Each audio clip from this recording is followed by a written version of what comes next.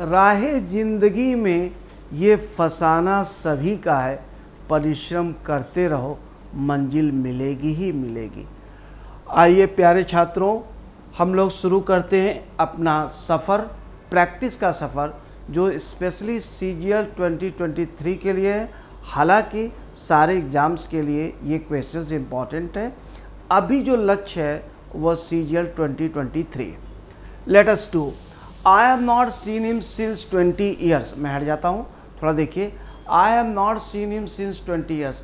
पीछे की वीडियो में मैं बहुत बार बता चुका हूँ कि यहाँ पे सिंस का प्रयोग नहीं होगा, यहाँ पे किसका प्रयोग होगा, फार का, क्योंकि यह पॉइंट ऑफ टाइम नहीं है, यह पीरियड ऑफ टाइम है।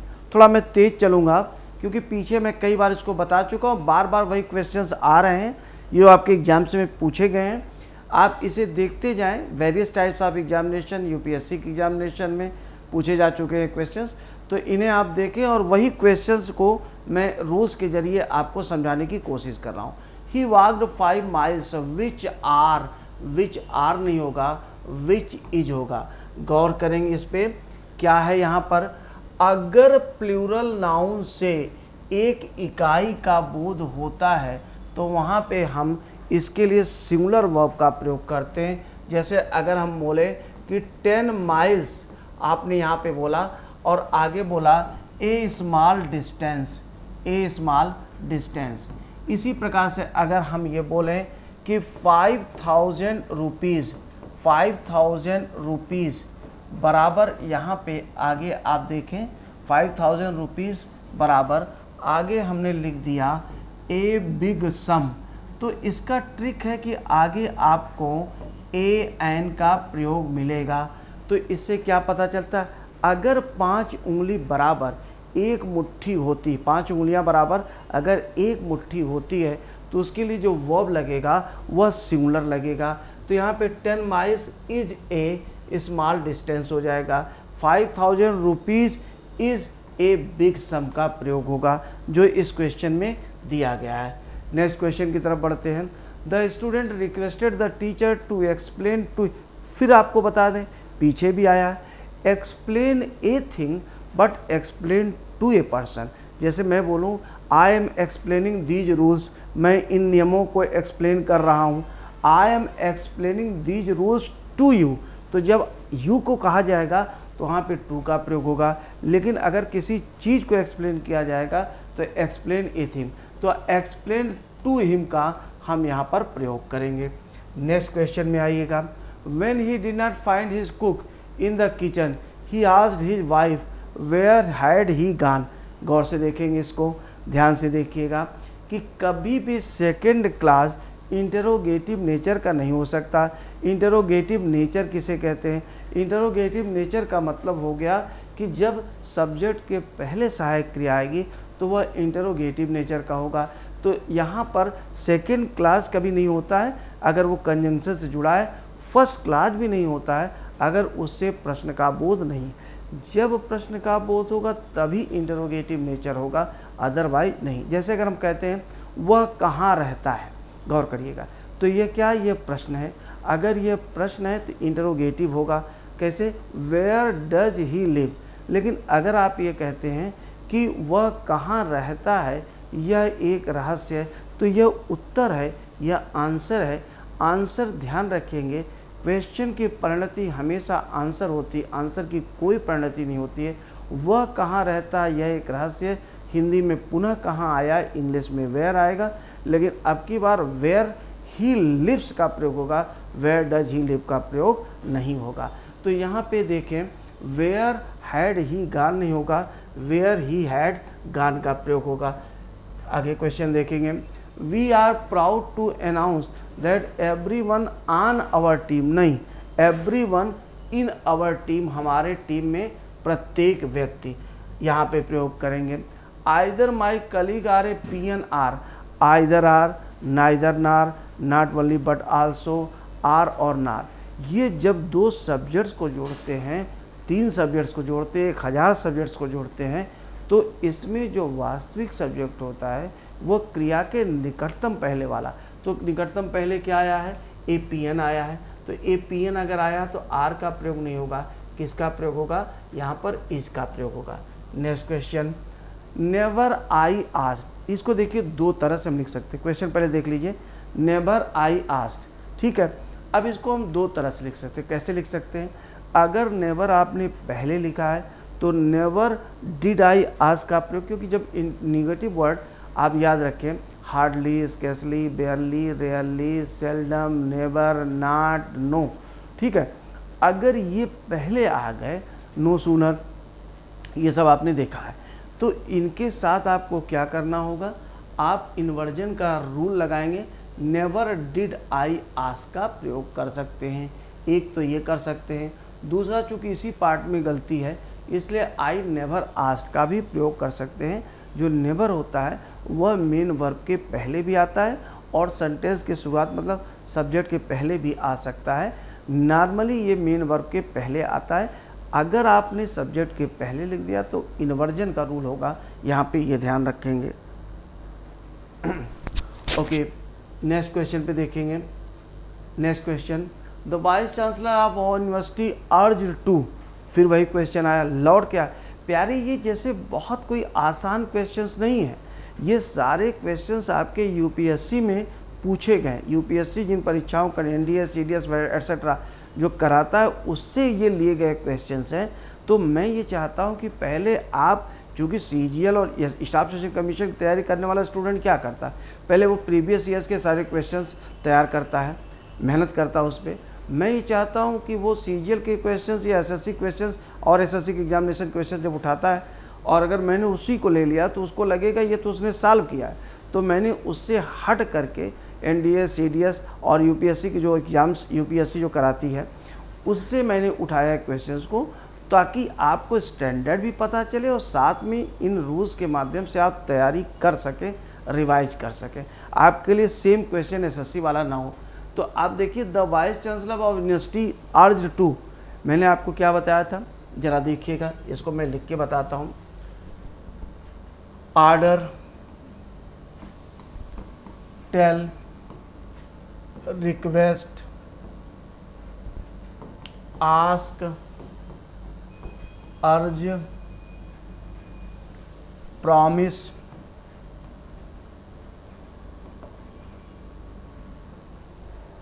एडवाइज। इनके बाद पहले क्या आएगा, ऑब्जेक्ट आएगा। ऑब्जेक्ट के बाद तब टू V1 का प्रयोग होगा, यानी इस ऑब्जेक्ट के पहले टू कभी भी नहीं लगेगा, कदाप नहीं लगेगा, और कई बार अब इसको देख चुके हैं, ठीक है। पीछे के वीडियोज़ में ऐसे ही क्वेश्चंस आए थे, उनको आप देख चुके हैं, बहुत कायदे से देख चुके हैं, इन्हें समझ लें, इनके साथ टू का प्रयोग कैसे लगेगा। When her son got a job, जब उसके पुत्र को जॉब मिली, she was besides herself with joy, ये नहीं होता beside herself with joy, मतलब खुशी से फूले समाना, मतलब ये जान लीजिए बहुत ज़्यादा प्रसन्न होना, एक्सट्रीमली हैप्पी होना, उसको beside oneself with joy का प्रयोग किया जाता है। Here is the man whom I think committed, whom नहीं होगा, यहाँ पे who होगा, I think ध्यान रखिएगा। मैंने एक ट्रिक आपको बताया था कि किसी वर्ब के पहले हु लगेगा कि हुम लगेगा, इसको कौन डिसाइड करेगा, इसको वो डिसाइड करेगा। अगर ध्यान रखेंगे हु लगेगा, हुम लगेगा, इसका डिसीजन कैसे होगा, अगर वर्ब के पहले आएगा तो हु लगेगा, अन्यथा क्या लगेगा, हुम लगेगा। लेकिन बीच में कभी कभी पीपल, आई, वी, दे, से, थिंक, कंसीडर, इस तरह का कोई क्लाज आपको दे देगा, जो क्लाज आपको केवल कन्फ्यूज करने के लिए देगा। तो इस कन्फ्यूजन से दूर हटें। आई थिंक ये जो क्लाज, इसको नगण्य माने। फिर देखें तो वर्ब के पहले क्या आया, हुम आया, ये गलत होगा, हुम नहीं होगा, बल्कि क्या हो जाएगा, ये हु हो जाएगा। Next question, we have studied the two specimens carefully, X differs to Y, गौर करेंगे, डिफर के साथ प्रीपोजिशन जो लगता है वो फ्रॉम, हाँ, डिफर के साथ विद का भी प्रयोग होता है, उसका मतलब होता है कि अलग राय रखना।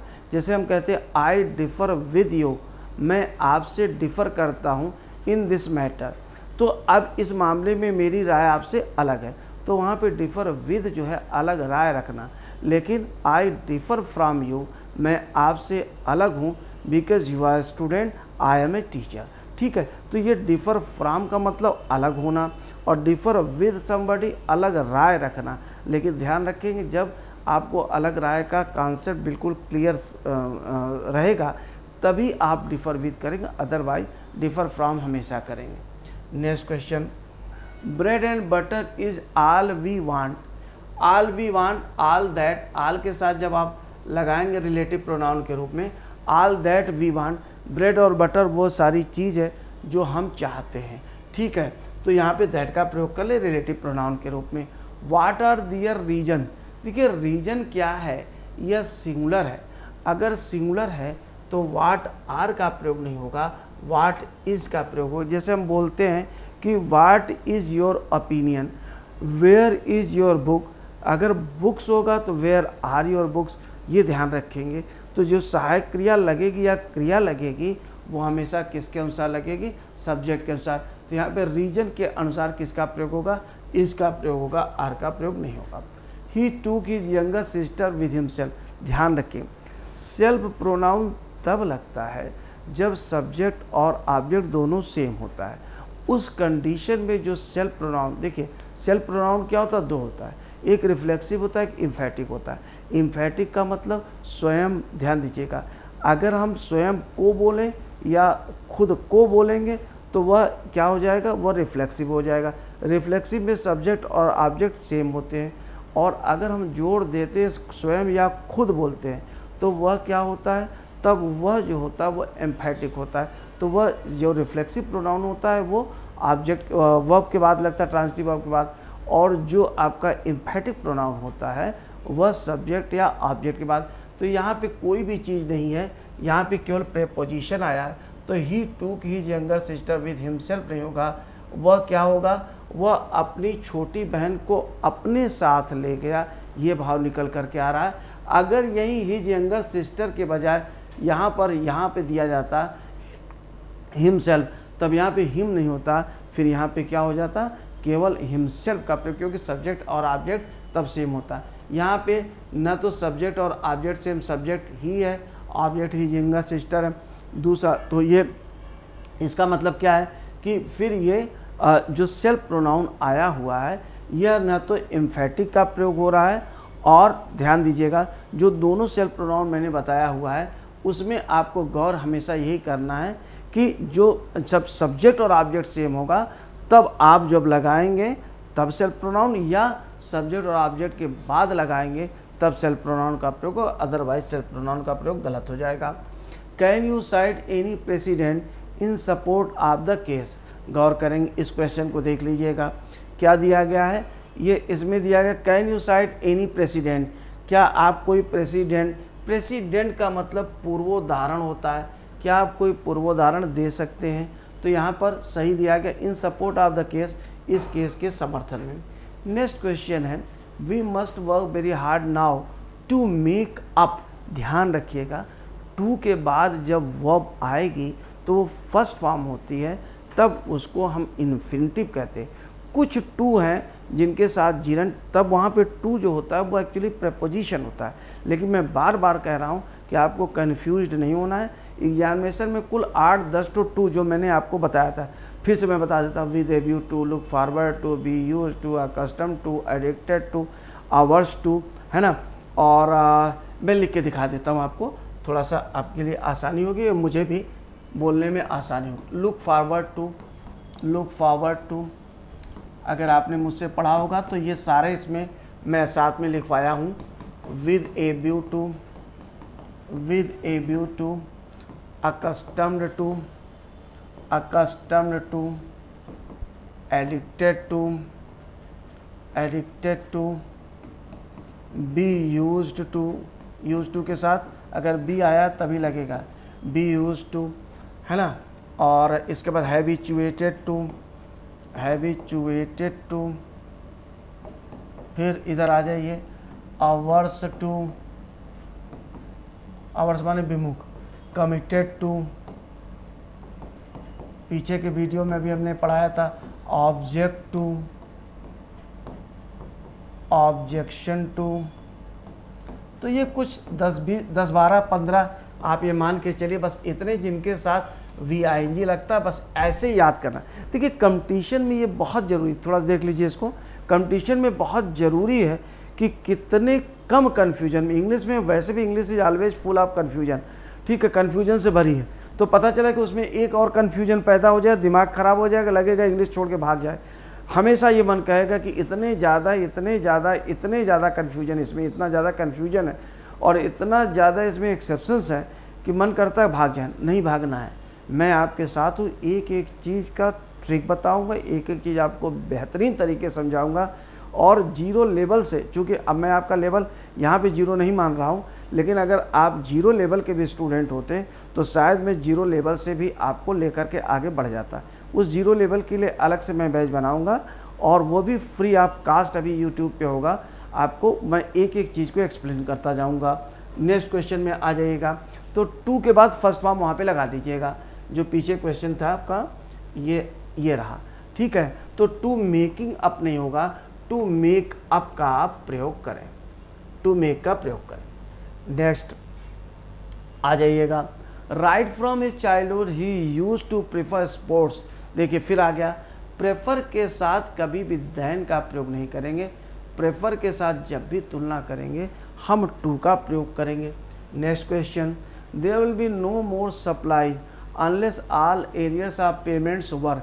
देखिए यहाँ पे दिया गया फ्यूचर टेंस की बात होगी, तो जब फ्यूचर टेंस तो क्लास में होगा तो if, in case, suppose, supposing, until, unless, इन सारे क्लासेस में प्रेजेंट इंडेफिनिट का प्रयोग होगा। तो यहाँ पे प्रेजेंट इंडेफिनिट चूँकि पैसिव वॉइस में दिया गया है, इसलिए यहाँ पे किसका प्रयोग हो जाएगा, आर का प्रयोग होगा, वर का प्रयोग नहीं होगा। Next question, after her latest experience of you teasing she seems worried as to how she would reach her office everyday. ठीक है, नो एरर है, इसमें कोई गलती नहीं है, आपका सेंटेंस सही है। He is every bit as guilty as I, ये भी सही है। You are as good as I भी कर सकते, you are as good as I am भी कर सकते, but you are as good as me नहीं हो सकता है। जब सब्जेक्ट की तुलना होगी तो सब्जेक्ट के साथ ही होगी। तो he is every bit as guilty as I, no error, इसमें भी नो एरर है। A woman opened the door and standing at a distance, she pushed the plate containing the food to him.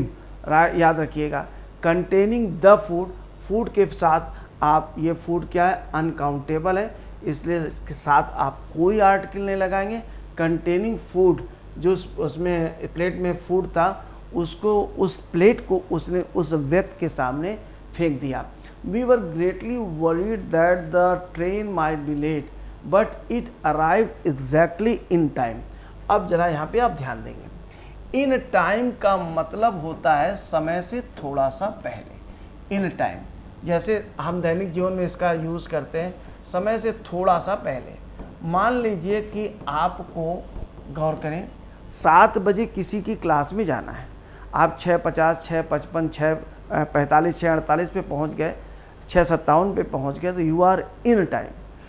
ठीक 7 बजे पहुंचे, ठीक है, तो on time हो जाएगा, ठीक समय पर, एकदम एग्जैक्ट टाइम पर, तो ये क्या हो जाएगा आपका, दैट इज ऑन टाइम।